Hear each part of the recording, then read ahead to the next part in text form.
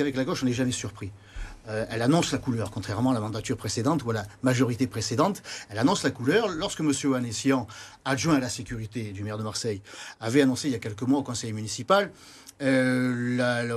l'embauche de plusieurs centaines de policiers municipaux. Il avait d'ores et déjà annoncé que leur mission serait de verbaliser celui qui est considéré par la gauche comme étant un délinquant, c'est-à-dire l'automobiliste.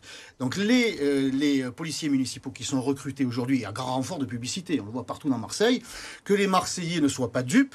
Ils ne seront pas sur la voie publique pour protéger les biens et les personnes, ils seront là en priorité pour verbaliser les automobilistes qui n'auront pas la bonne étiquette, la bonne vignette, qui n'auront pas changé de véhicule, parce que c'est dans l'ADN de ceux qui sont à la tête de la ville aujourd'hui et qui considèrent l'automobiliste comme étant le délinquant de cette ville. Donc avec M. Ravier, en fait, la liberté, c'est de mourir asphyxié, en fait. C'est ça son choix de société, en fait.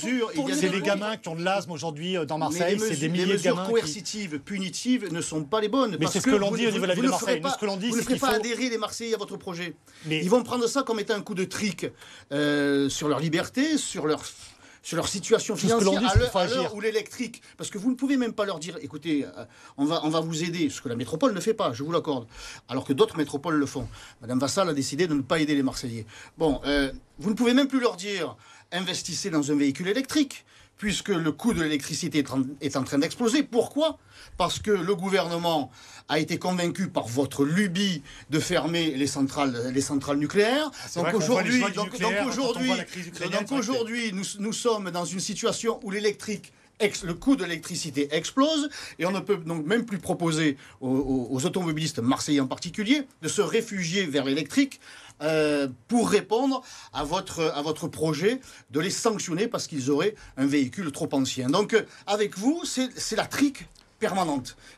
Alors qu'il y a, on est plus ou moins d'accord là-dessus, des projets qui auraient dû être développés en amont et qui doivent l'être aujourd'hui, c'est-à-dire un réseau de transport en commun. Enfin, Marseille, c'est...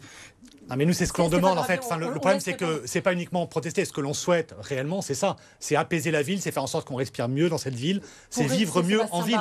Pour ça, il faut réduire la place de la voiture. Vous faites l'ayatollah, en fait, du tout voiture, en fait. C'est ce que vous défendez systématiquement, vos interventions. Moi, je suis pour la liberté. Et la liberté, mais la liberté, ça n'a rien changé, en fait. Nous, on est pour changer, à proposer aux Marseillais le choix.